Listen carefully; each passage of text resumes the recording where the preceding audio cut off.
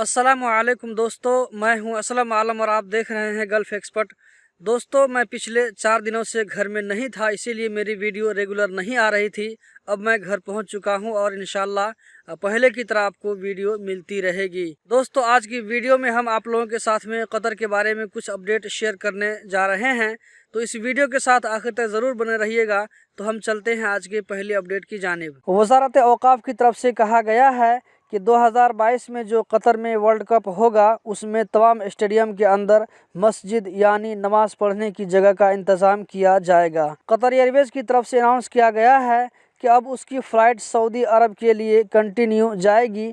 पहली फ़्लाइट 11 जनवरी को रियाद जाएगी, उसके बाद जद्दा और दम्माम को जाएगी। सऊदी और कतर के दरमियान बॉर्डर ओपन हो गया है। कतर में बहुत सारी कंपनियां जो हज और उम्रा की सर्विस देती है, वो सब फिर से 4 सालों के बाद हज और उम्रा की सर्विस देने के लिए पुरजोश दिखाई दे रही है।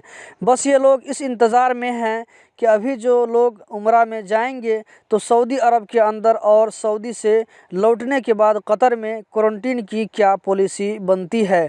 उम्मीद है कि कतर और सऊदी इस बारे में कोई पॉलिसी वाज़ेह ज़रूर करेंगे। दूसरी तरफ कतर ने कहा है कि अबू समरा के रास्ते से आने वालों पर लाजिम है कि उन लोगों के साथ कोरोना नेगेटिव की सर्टिफिकेट मौजूद हो जो कि 72 घंटे के अंदर उसका टेस्ट हुआ हो। तमाम आने वालों को 1 हफ्ता के लिए होटल क्वारंटीन में रहना पड़ेगा। ये क्वारंटीन डिस्कवर कतर के ज़रिए बुक कर सकते हैं। इसी तरह अबू समरा के रास्ते से कतर से बाहर जाने वालों के लिए ज़रूरी है कि जाने से पहले वापसी के लिए होटल क्वारंटीन बुक करें। सऊदी की तरफ से भी ऐलान जारी किया गया है जिसमें कहा गया है कि कतर से सऊदी जाने वालों के लिए PCR टेस्ट की सर्टिफिकेट ज़रूरी है जिसमें कोरोना नेगेटिव होना चाहिए।